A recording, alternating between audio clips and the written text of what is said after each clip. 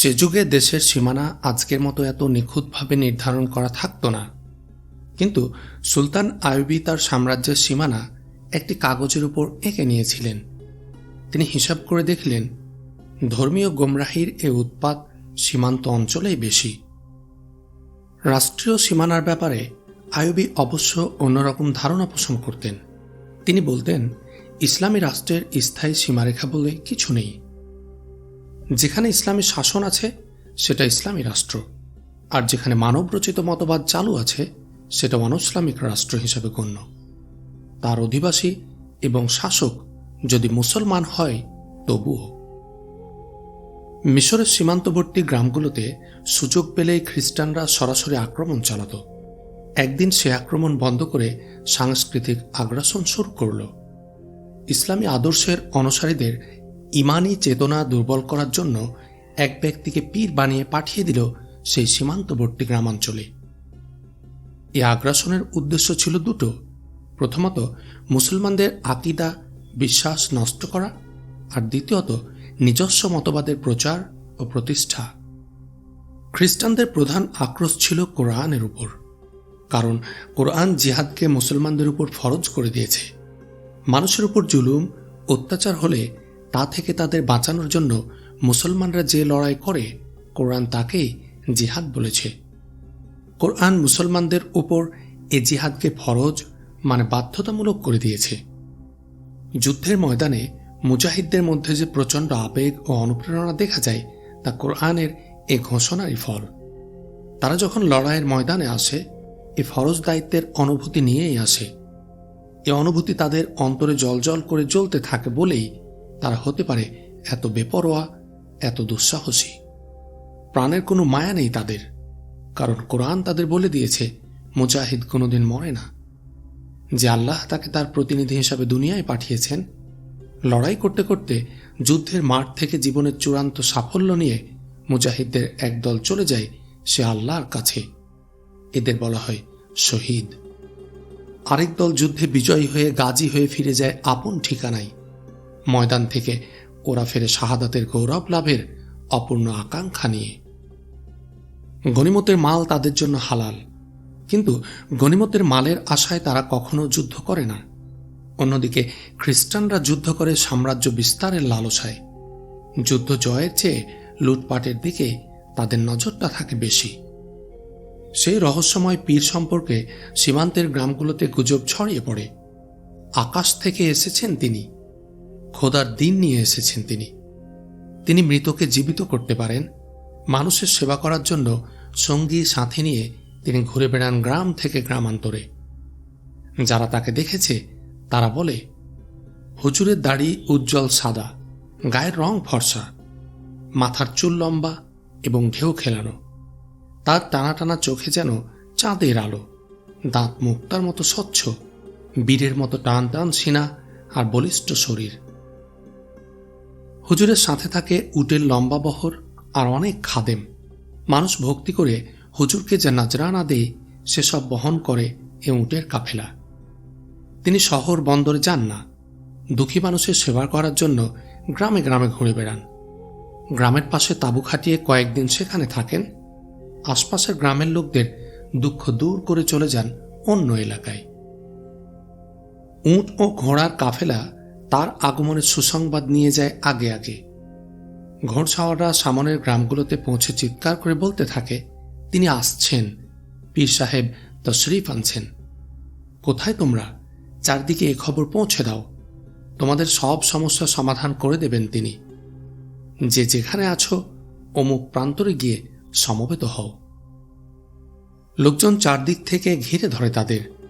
তারা লোকজনকে শোনায় হুজুরের কেরামতির গল্প, তার রুহানি শক্তির অপূর্ব সব কাহিনী। গ্রামের লোকের মধ্যে সাজ সাজ সাড়া পড়ে যায়। আশপাশের 10 গ্রামে ছড়িয়ে পড়ে পীর সাহেবের আগমনের আনন্দ বার্তা।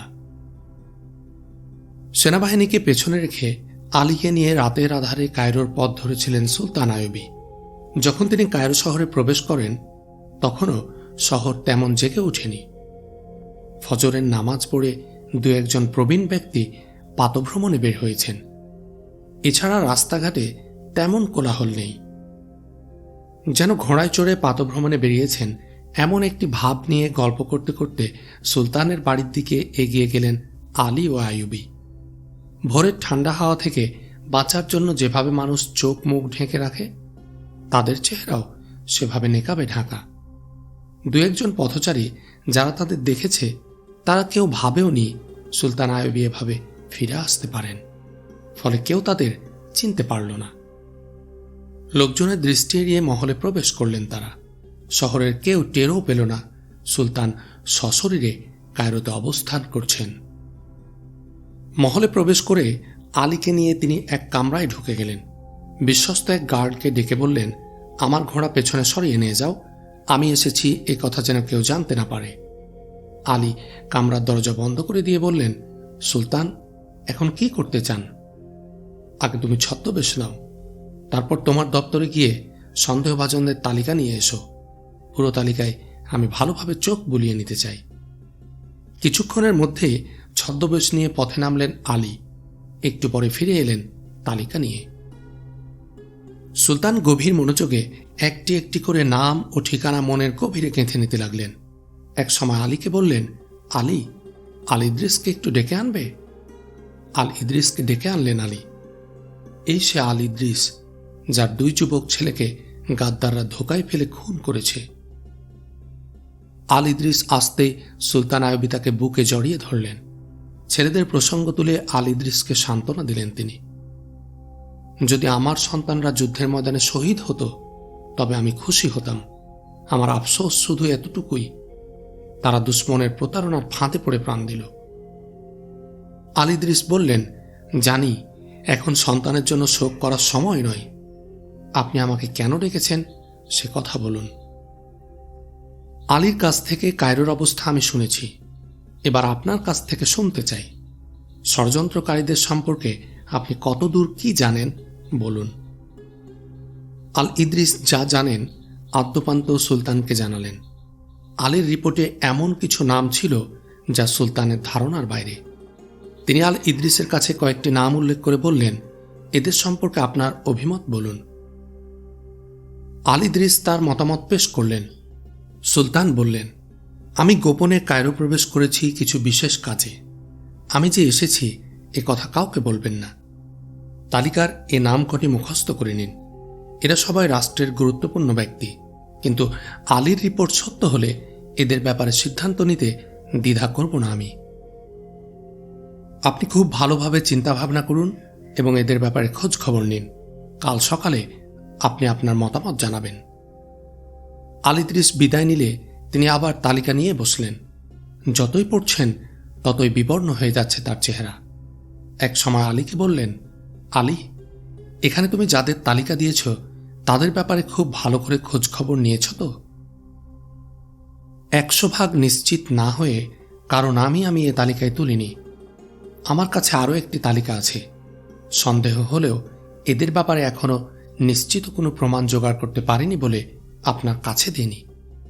দেখতে চাইলে দেখতে পারেন। না, ওটা এখন তোমার কাছেই থাক, যখন দরকার হবে চেয়ে নেব। তুমি বরং পুলিশ প্রধান গিয়াস কামালকে একটু ডেকে দাও। গিয়াস কামাল এলে সুলতান তার কাছ থেকেও গাদ্দারদের একটি তালিকা সংগ্রহ করলেন। আলীর দেয়া তালিকার সাথে সে তালিকা মিলিয়ে দেখলেন। আরও কয়েকজন বিশ্বস্ত ও গুরুত্বপূর্ণ ব্যক্তির সাথে কথা বললেন। তাদের সুচিন্তিত মতামত শুনলেন এবং তাদেরকে কিছু প্রয়োজনীয় নির্দেশ দিলেন। এভাবে প্রচণ্ড ব্যস্ততার মধ্যে কেটে গেল তার সারাটা দিন। সন্ধ্যায় রাস্তায় রেখে আসা প্রাগ থেকে আগত বাহিনীর অধিনায়কের এক দূত এসে সুলতানের কাছে একটি চিঠি পেশ করল। তাতে সুলতানকে জানানো হয়েছে সেনাবাহিনীর উত্তেজনা মোটেই কমেনি। তারা মিশরের সেনা ছাউনিতে হামলা করার জন্য বদ্ধপরিকর। কায়রো শহরে রাতের আধার নেমে এলো। অন্ধকারে আলীকে নিয়ে আবার ঘোড়ায় চাপলেন তিনি। বিশ্রামহীন দিনের পর শুরু হলো বিশ্রামহীন রাত। যথাসময়ে খবর পেয়ে সুলতান ছুটলেন কায়রোর দিকে ধেয়ে আসা উত্তেজিত বাহিনীর উদ্দেশ্যে। কায়রো থেকে 8-10 মাইল দূরে থাকতে তাদের পথ রোধ করে থামলেন তিনি। কায়রোর দিকে ছুটে চলা উত্তেজিত ধাবমান বাহিনী সাথে সাথে থমকে দাঁড়াল। তিনি সৈন্যদেরকে সেখানে অবস্থান করতে আদেশ দিলেন। সুলতানের নির্দেশ পেয়ে সৈন্যরা সেখানে তাঁবু টানালো বিশ্রামের জন্য। সুলতান আইয়ুবীর সৈন্যদল কায়রো থেকে ৮-১০ মাইল দূরে থমকে দাঁড়িয়ে আছে। তাদের মাঝে প্রচণ্ড উত্তেজনা তোলপাড় করছে। কায়রোর বিদ্রোহী সৈন্যদের উপর ঝাঁপিয়ে পড়ার জন্য ব্যগ্র ব্যাকুল তারা। তিনি সৈন্যদের মাঝে ঘুরে তাদের মনের আবেগ সতর্কতার সাথে লক্ষ্য করতে লাগলেন। ঘুরতে ঘুরতে তিনি এক অশ্বারোহী সৈন্যের কাছে থামলে আশপাশের সৈন্যরা এসে জমায়েত হল সেখানে। তিনি তাদের সঙ্গে হালকা মেজাজে আলাপ জুড়ে দিলেন। এক অশ্বারোহী সুলতানকে লক্ষ্য করে বলে উঠল, অপরাধ ক্ষমা করবেন সালারে আজম, এখানে আমাদের বিশ্রামের কোনো দরকার ছিল না। না থামলে আমরা রাতের প্রথম প্রহরে কায়রো পৌঁছে যেতে পারতাম। তোমরা যুদ্ধক্ষেত্র থেকে কোনো রকম বিশ্রাম না নিয়ে সরাসরি কায়রোর পথ ধরেছিলে। দীর্ঘ পথ অতিক্রম করে এখন স্বাভাবিকভাবে তোমরা ক্লান্ত। সুলতান আইয়ুবী বললেন, কায়রো ঢোকার আগে আমি তোমাদেরকে নিরিবিলি একটু বিশ্রাম দিতে চেয়েছি। আমরা যুদ্ধ করে এসেছি এবং যাচ্ছিও যুদ্ধ করতে। আমাদের শিরার খুন এখনো ঠান্ডা হয়নি। বিশ্রামের কোনো দরকার ছিল না আমাদের। সে আরোহী বলল, তুমি যুদ্ধ করতে যাচ্ছ? সুলতান আইয়ুবী বললেন, আমি তো তোমাদেরকে কায়রো নিয়ে যাচ্ছি। ওখানে তোমাদের পুরাতন বন্ধুরা আছে যারা এক সময় তোমাদের সাথে কাঁধে কাঁধ মিলিয়ে লড়াই করেছে, যারা তোমাদের সুখ দুঃখের সাথী। ওরা এখন আর আমাদের সাথী নেই, ওরাই এখন আমাদের শত্রু। আরোহী বলল, ওরা নাকি মিশরের বিরুদ্ধে বিদ্রোহ করতে চায়। আমরা ওদের বিদ্রোহের স্বাদ চিরতরে মিটিয়ে দেব। বেঈমানরা কাফেরের চেয়েও ভয়ঙ্কর। আমরা ওদের গাদ্দারির পাওনা কড়ায় ঘণ্টায় আদায় করব। অন্য এক উত্তেজিত সৈন্য বলল, এ কথা কি সত্য নয় সালারে আজম? কায়রোতে বিশ্বাসঘাতকরা বিদ্রোহের ষড়যন্ত্র করছে। হ্যাঁ, এ কথায় কিছু সত্যতা আছে ঠিক, তবে অতিরঞ্জনও আছে। সুলতান আইয়ুবী বললেন, আমি অপরাধীদের রেহাই দেব না, শাস্তি ওদের পেতেই হবে। আপনি পুরো বাহিনীকে কেমন করে শাস্তি দেবেন? এক আরোহী বলল, শাস্তি আমরা দেব। কমান্ডার কায়রোর সমস্ত ঘটনা আমাদের বলেছেন। আমাদের সঙ্গীরা সুবাকে শহীদ হয়েছে, ক্রাকে শহীদ হয়েছে। এ দুই শহরে আমাদের মা বোনদের সতীত্ব ও সম্ভ্রম নষ্ট হয়েছে। ক্রাকে এখনও হচ্ছে। আমাদের সঙ্গীরা ক্রাকের দুর্গ প্রাচীর থেকে ছুঁড়ে মারা অগ্নিগোলায় জীবন্ত দগ্ধ হয়েছে। আমাদের প্রথম কেবলার উপর এখনও কাফেরদের পতাকা উঠছে। আর আমাদের সৈন্যরা কায়রোতে শান্তিতে বসে বিলাসিতা ও ষড়যন্ত্র করছে, জেহাদি কাফেলার বিরুদ্ধে বিদ্রোহ করতে চাইছে। যারা শহীদের রক্তের দাম দিতে জানে না, মা বোনদের ইজ্জত রক্ষা করতে জানে না, তাদের বেঁচে থাকার অধিকার নেই। আমরা জানতে পেরেছি তারা ইসলামের শত্রুদের বন্ধু হয়ে গেছে। আমরা যতক্ষণ এই গাদ্দারদের নিজ হাতে হত্যা না করব, ততক্ষণ শহীদ ভাইদের আত্মা আমাদের ক্ষমা করবে না। এই আহতদের দেখুন, যাদেরকে আমরা সঙ্গে নিয়ে এসেছি। এদের কারো পা নেই, কারো হাত নেই। তার সাথীরা শত্রুদের বন্ধু হয়ে জাতির ভাগ্য নিয়ে ছিনিমিনি খেলবে। এটা দেখার জন্যই কি তারা পঙ্গু অবস্থায় অসহায়ের মতো বেঁচে থাকবে? তার কথার প্রতিধ্বনি করে সোনারা শোরগোল শুরু করে দিল, আমরা তাদের নিজ হাতে শাস্তি দেব। এ শোরগোল শুনে আশপাশ থেকে আরো সৈন্য সেখানে এসে জমা হতে লাগল। তারা সবাই সুলতান আইয়ুবীর কাছে নিজ হাতে ওই সব সৈন্যদের শাস্তি দেওয়ার দাবি জানাতে লাগল। সুলতান গভীর মমতা নিয়ে সৈন্যদের আবেগ ও প্রেরণা উপলব্ধি করতে চেষ্টা করলেন। তিনি সৈনিকদের এ আবেগ ঠান্ডা করতে বা তাদের মনের ব্যথা দিতে চাচ্ছিলেন না। তিনি বললেন, অবশ্যই আমরা তাদের শাস্তি দেব, তবে হিতাহিত জ্ঞানশূন্য হয়ে নয়। আপনারা সবাই ধৈর্য ধরে অপেক্ষা করুন। শাস্তি দেওয়ার নাম করে আমরা কোনো আহাম্মকি করতে চাই না। আমাদের উপদেষ্টারা আছেন, সালার এবং কমান্ডাররা আছেন, তাদের নিয়ে বসে আমি দেখছি এ ব্যাপারে কি পদক্ষেপ নেওয়া যায়। তিনি নিজের তাঁবুতে ফিরে গেলেন এবং উপদেষ্টা ও কমান্ডারদের ডাকলেন। সবাই একত্রিত হলে তিনি বললেন, শত্রুর চাল এখন সাফল্যের দ্বার প্রান্তে। ওরা চায় আমরা নিজেদের মধ্যে লড়াই করে ধ্বংস হয়ে যাই, কিন্তু সে সুযোগ আমি শত্রুদের দেব না। পরবর্তী নির্দেশ না দেয়া পর্যন্ত এ উত্তেজিত সৈন্যরা এখানেই বিশ্রাম করবে। গৃহযুদ্ধের হাত থেকে বাঁচতে হবে আমাদের। আমি আজ রাতে কায়রো যাব কেউ যেন না জানে আমি এখানে নেই। সৈন্যদের উত্তেজনায় আপনারা শরিক হবেন না, আবার এমন কিছু করবেন না বা বলবেন না যাতে তাদের আবেগে আঘাত লাগে। তিনি বিশেষভাবে বললেন, কায়রোয় আমাদের যেসব সৈন্য বিদ্রোহের ষড়যন্ত্র করেছে তারা আমার দৃষ্টিতে নিরপরাধ। ওদেরকে আমাদের সরকারি কিছু অফিসার ও পদস্থ কর্মকর্তারা উত্তেজিত করেছে। এই কর্মকর্তাদের নির্দেশে ও ছত্রছায়ায় কায়রো সহ দেশের প্রধান শহরগুলোতে যৌনতা, নেশা ও বিলাস সামগ্রী ছড়ানো হয়েছে। এই চরিত্র বিধ্বংসী তৎপরতা সমাজে এতটা ব্যাপকভাবে জেঁকে বসেছে এজন্য যে আমাদের প্রশাসন দুষ্কৃতকারীদের গতিরোধ করার পরিবর্তে তাদের সহযোগিতা করেছে, আর এটা ওরা করেছে দুশ্মনের বেতন খেয়ে। যখন কোনো জাতির প্রশাসন, সরকারের মন্ত্রী, উপদেষ্টা ও সচিবরা শত্রুদের হাতের পুতুল হয়, তখন সে জাতির সর্বনাশ এভাবেই ঘটে। আমাদের সৈন্যদের একটি অংশ সুদানের ঊষর মরুভূমিতে যুদ্ধ করছে, প্রাণ দিচ্ছে, অথচ আমাদের প্রশাসন তাদের রসদপত্র, খাদ্য ও অস্ত্র সরবরাহ বন্ধ করে ক্ষুধা ও পিপাসায় সৈন্যদের প্রাণ দিতে বাধ্য করছে। এদের এই অপকর্মের ফলে তকিউদ্দিনের সৈন্যরা আজ দুর্দশায় পড়েছে। আত্মসমর্পণ না করে বাঁচার আর কোনো পথ খুঁজে পাচ্ছে না সে। ওরা কেবল তকিউদ্দিনের বাহিনীকে পরাজিত করতে চাইছে তা নয়, তারা জাতির সামনে সেনাবাহিনীর মর্যাদা ও সম্মান হেয় করার জন্য উঠে পড়ে লেগেছে। তকিউদ্দিন পরাজিত হয়ে ফিরে এলে বা বন্দী হলে ওরা বলবে, দেখো, পরাজিত সৈন্যরা ফিরে এসেছে, জাতির সম্মান ও ইজ্জত রক্ষায় কোনো যোগ্যতাই তাদের নেই। এসব গাদ্দাররা মিশরের গতিতে বসার স্বপ্ন দেখছে। এজন্যই তারা সেনাবাহিনীকে জাতির কাছে ছোট ও ঘৃণিত করতে চায়। তারা যখন জাতির ঘাড়ে সাওয়ার হবে তখন যেন সেনাবাহিনী তাদের প্রতিরোধ করার মনোবল হারিয়ে ফেলে। এজন্যই তারা এ চক্রান্ত করছে।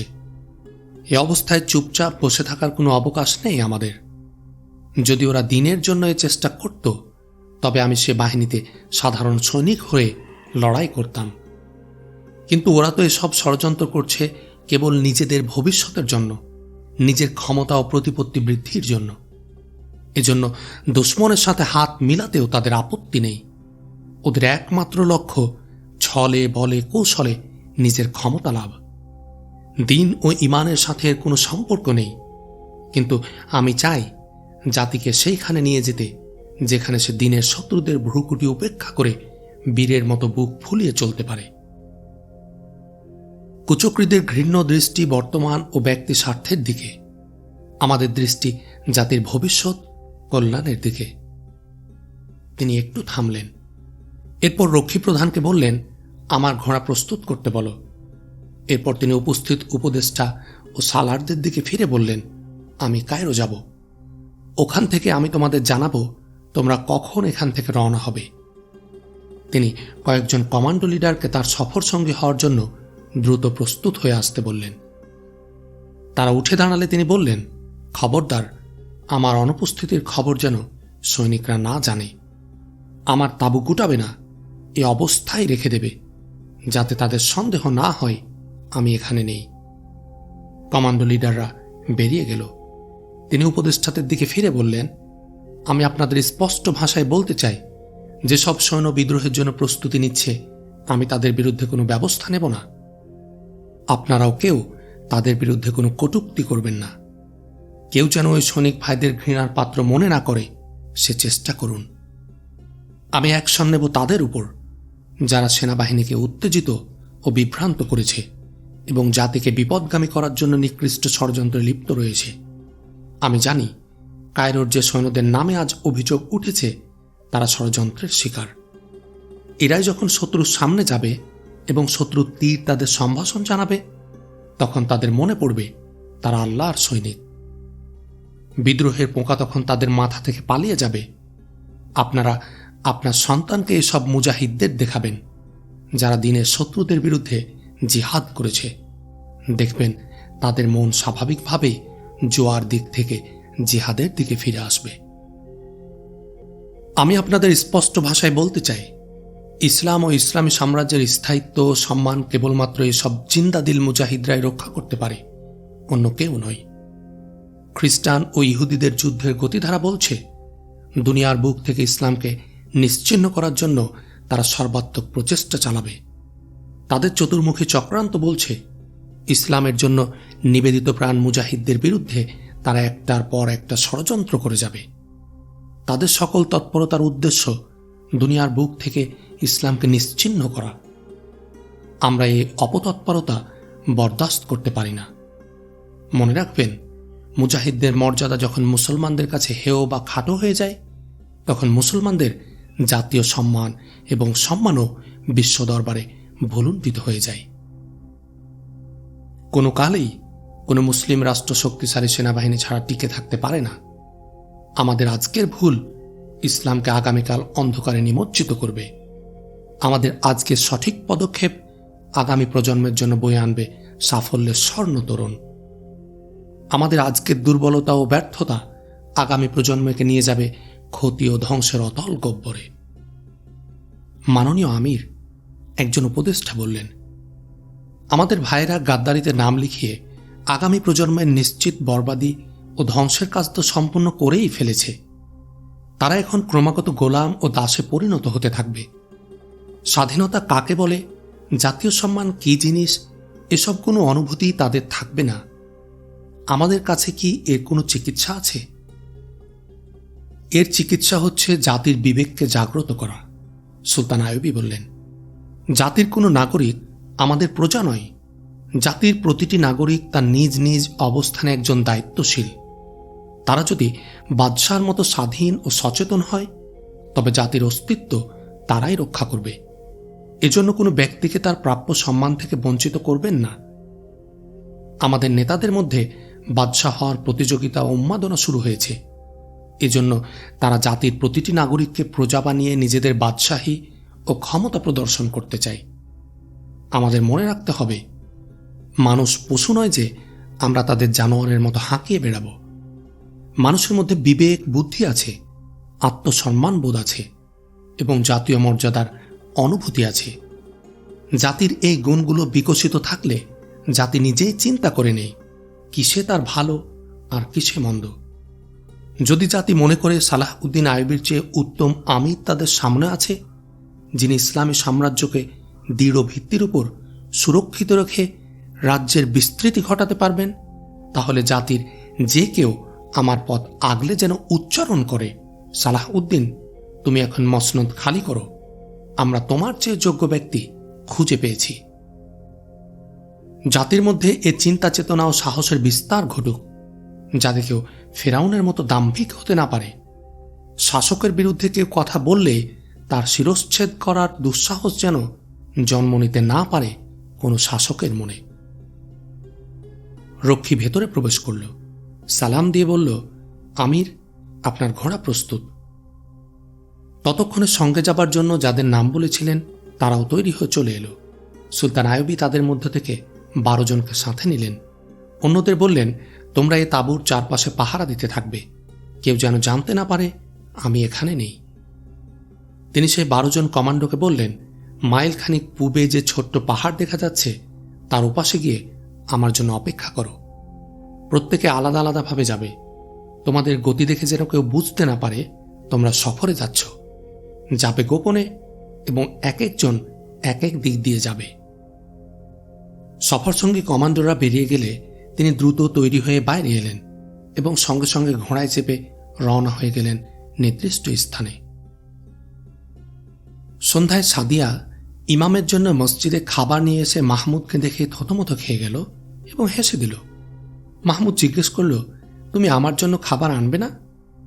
সাদিয়া এর কোনো জবাব না দিয়ে ইমামের খাবার রেখে দৌড়ে বাড়ি চলে গেল। কিছুক্ষণ পর রুটি ও বকরির দুধ নিয়ে ফিরে এলো সে। সাদিয়া চলে যেতে ইমাম সাহেব বললেন, এ মেয়েটি গ্রামের সবচেয়ে সুন্দরী মেয়ে, বয়স কম, কিন্তু মেয়েটি বেশ বুদ্ধিমতী। আফসোস, মেয়েটি শিগগিরই বিক্রি হয়ে যাচ্ছে। বিক্রি হয়ে যাচ্ছে? অবাক হয়ে প্রশ্ন করল মাহমুদ। মানে বিয়ে হয়ে যাচ্ছে? না, বিয়ে নয়, বিক্রি। ইমাম সাহেব বললেন, তুমি তো জানো এ ধরনের গরিব লোকের সুন্দরী মেয়েরা বিয়ের নামে অধিকাংশ ক্ষেত্রে বিক্রি হয়ে যায়। কিন্তু সাদিয়ার ব্যাপারটা আরও ব্যতিক্রম। বলতে গেলে সে সরাসরি বিক্রি হচ্ছে। যে তাকে খরিদ করতে চায় সে সন্দেহভাজনদের একজন। লোকটি এখানকার বাসিন্দা নয়। মনে হয় যারা আমাকে হুমকি দিয়েছিল সে তাদেরই কেউ। মাহমুদ কেমন একটু বিমর্ষ হয়ে গেল, কিন্তু কিছু বলল না। ইমাম সাহেবই মুখ খুললেন আবার। এ মেয়েকে তারা ট্রেনিং দিয়ে আমাদের বিরুদ্ধে ব্যবহার করবে, এ কারণেই তাকে বাঁচানো জরুরি হয়ে পড়েছে। মেয়েটি গরিব, কিন্তু সে একটি মুসলিম পরিবারের কন্যা। তার ইজ্জত ও সম্মানের হেফাজত করা ইসলামী রাষ্ট্রের দায়িত্ব। আমি মেয়েটিকে কিছুতেই বিক্রি হতে দেব না। সাদিয়ার বাবা আমার ভক্ত, কিন্তু সে গরিব ও অসহায়। মেয়েকে বাঁচানোর কোনো সামর্থ্য তার নেই, কিন্তু আমরা আছি। সাদিয়ার মান সম্মান ও সতীত্ব রক্ষার দায়িত্ব এখন আমাদের। এটা আমাদের ইমানি ও রাষ্ট্রীয় দায়িত্ব। সুতরাং কঠিন হলেও এর থেকে মুখ ফিরিয়ে নেয়ার কোনো সুযোগ নেই আমাদের। প্রকাশ্যে ছাত্র ও তালেবে এলেম হলেও আসলে ইমাম সাহেবের সার্বক্ষণিক সঙ্গী ও গার্ড হয়ে গেল মাহমুদ। এখন নিয়মিত সাদিয়ার সাথে তার একাধিকবার দেখা হয়। দিন যতই যেতে লাগল, মাহমুদের সঙ্গে সাদিয়ার ঘনিষ্ঠতাও বাড়তে লাগল। বুদ্ধিমতী সাদিয়া দেশ গ্রামে কখন কি ঘটে সব খোঁজ খবর রাখত। সাদিয়ার কাছ থেকে কথায় কথায় মাহমুদ জেনে নিত আশপাশের সব গ্রামের সংবাদাদি, জেনে নিত স্থানীয় জনমত। এর মধ্যে একদিন একটি ঘটনা ঘটল। সাদিয়া প্রতিদিন চারণভূমিতে বকরি ও উট চড়াতে যায়। মাহমুদও সময় পেলেই ছুটে যায় সেখানে। একদিন মাহমুদ সাদিয়াকে জিজ্ঞেস করল, যে লোকটা তোমাকে খরিদ করতে চায় সে কে? এ কথায় সাদিয়ার চেহারা বিমর্ষ হয়ে গেল। বলল, আমি চিনি না, কোনো দিন তাকে দেখিনি। কোথায় বাড়ি, কি করে, কিছুই আমার জানা নেই। যেদিন আমাকে দেখতে এসেছিল সেদিন এক পলকের জন্য সামান্য একটু দেখেছি, এর বেশি আর কিছু জানি না। তাহলে সে অচেনা লোকটি তোমাকে এরই মধ্যে আনুষ্ঠানিকভাবে দেখেও গেছে? সাদিয়ার মনটা আরও বিমর্ষ হয়ে গেল। মনে পড়ল লোকটা তাকে এমনভাবে দেখেছে যেন সে হাট থেকে গরু ছাগল কিনতে এসেছে। সাদিয়া জানত তার যা রূপ যৌবন তাতে যে কোনো লোকের স্ত্রী হতে পারবে। তার আগে আরবের কোনো ধনী বণিক, কোনো আমির বা উজিরের দালাল ছুটে আসবে তাকে কিনে নিতে। গরিবের ঘরের রূপসীদের না পেলে এসব নবাবজাদাদের অন্দরমহলের শোভাবর্ধন হয় না, আভিজাত্য রক্ষা হয় না। তাই টাকার বান্ডিল নিয়ে দালালরা ঘুরে বেড়ায় গ্রামে গ্রামে। কোনো ঘরে রূপসী সুন্দরীদের দেখলেই শুরু করে দেয় দরদাম। এভাবেই একদিন গ্রামের কুড়েঘর থেকে ওরা ঠাঁই পায় শাহী প্রাসাদে। শোকেশে সাজানো তৈজসপত্রের মতোই যুগ যুগ ধরে ওরা বন্দী থাকে সুরম্য অট্টালিকায়। সেখানে ওদের কোনো ঘর সংসার হয় না, ছেলে সন্তান থাকে না, কেবল দিনে দিনে বয়স বাড়ে। একদিন বুড়ি হয়, তারপর কোনো রকম পিছুটা না রেখে একদিন টুপ করে মরে যায়। তাদের জন্য এ পৃথিবীতে কান্নারও কেউ থাকে না, প্রার্থনা করারও কেউ থাকে না। যৌবনের কয়েকটা দিন ওরা বেশ সমাদরে থাকে। নাচ গান শিখিয়ে আনন্দ ফুর্তির সামগ্রী বানিয়ে ওদের পরিবেশন করা হয় মেহমানদের সামনে। মেহমানরা তাদের গান শুনে, নাচ দেখে হাততালি দেয়। এটুকুই তাদের জীবন। সাদিয়া তাদের গ্রামের এমন অনেক হতভাগ্য মেয়ের জীবন কাহিনী শুনেছে, জানে তাকে নিয়েও হয়তো একদিন কাহিনী হবে, কিন্তু সমাজ ও সংসারে জায়গা হবে না তার। এ নিয়ে খুব ভাবত সে, কারণ গ্রামের সহজ সরল মেয়ে হয়েও সে ছিল খুব বুদ্ধিমতী। তাই সে তার জীবনের ভালো মন্দ নিয়ে ভাবত। মাহমুদকে দেখার পর তার অন্তরে যে নতুন আবেগ এসে ভর করল, সে আবেগ তার চিন্তাধারায় এনে দিল নতুন গতি। সে অনুভব করল সে যেমন মাহমুদকে ভালোবাসে, মাহমুদও তেমনই ভালোবাসে তাকে। তার মনে হল জীবন মানুষের একটাই, বন্দি পাখির মতো ছটপট করে জীবন বেঁচে থাকার সার্থকতা কি? তার চেয়ে জীবনকে ভালোবেসে যে কটা দিন বাঁচা যায় সে বাঁচায় আনন্দ আছে, সুখ আছে, সার্থকতা আছে। না, সে আর বিক্রি হবে না। যদি মাহমুদ রাজি হয় তবে তাকে নিয়ে সে জীবনটাকে সুন্দর ও আনন্দময় করে তুলবে। হোক সে জীবন সংক্ষিপ্ত, মানুষ আর কদিন বাঁচে? মহাকালের স্রোতধারায় মানুষের জীবনে একটি বুদ্বুদ বই তো নয়, তার বুদ্বুদটুকু না হয় আরেকটু ছোট হলো। কিন্তু এসব কি ভাবছে সে? তার বিক্রির কথা তো পাকাপাকি হয়ে গেছে। এখন যে কোনো দিন খরিদ্দার এসে টাকা দিয়ে নিয়ে যাবে তাকে।